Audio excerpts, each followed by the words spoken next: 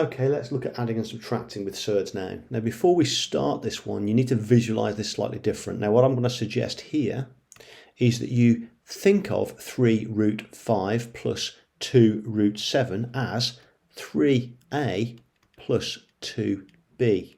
Okay, you'll notice that they are different. These are different.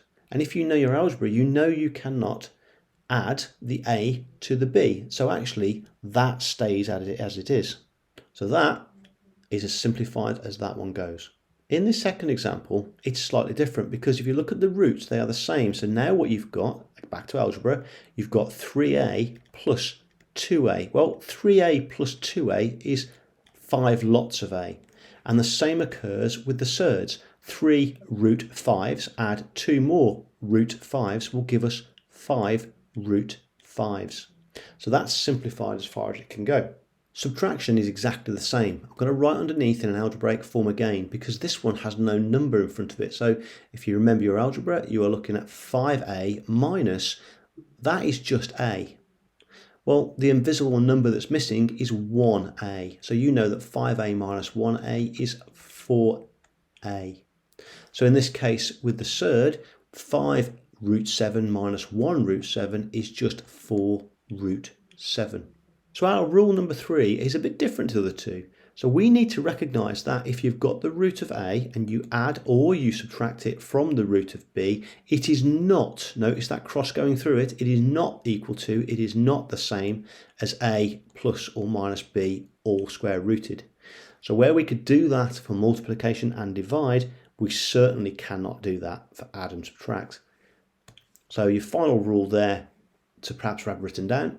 Okay, let's look at this more challenging question. We're asked to simplify the square root of 27 minus the square root of 16. Now, if you look at this, they're not the same root, so we can't do anything with it as it is. What we have to do first is simplify it. So going back to our very early lesson of simplifying these roots, so let's look at the square root of 27. I know that 3 times 9 is 27, so I've got 3 times 9, all squared rooted, and I've got 4 times 4 for the square root of 16. So I've just simplified those into their component parts. Taking it further, square root of 9 is 3, can't root the 3. Square root of 4 is 2, and the square root of the other 4 is 2, and 2 times 2 is 4. So that takes that as far as it can go. Okay, let's look at simplifying this last one here. Root 18 minus root 8. Well, that one there's 2 times 9, so you've got the square root of 2 times 9. Let's deal with this first. The square root of 9 is 3. I can't root the 2 any further, so it's 3 root 2. Square root of 8 is 2 times 4. Square root of 4 is 2. 2 root 2. Now, this is slightly different because we have now got, like we had previously, we have now got the root 2 on both sides. So again, think 3a minus 2a. That should give us just a. So we have now got 3 root 2 minus 2 root 2 just equals 1 root 2, which we say as root 2. Well done on getting this far. Just 2 more videos to go. So the next one is on expanding brackets with surds.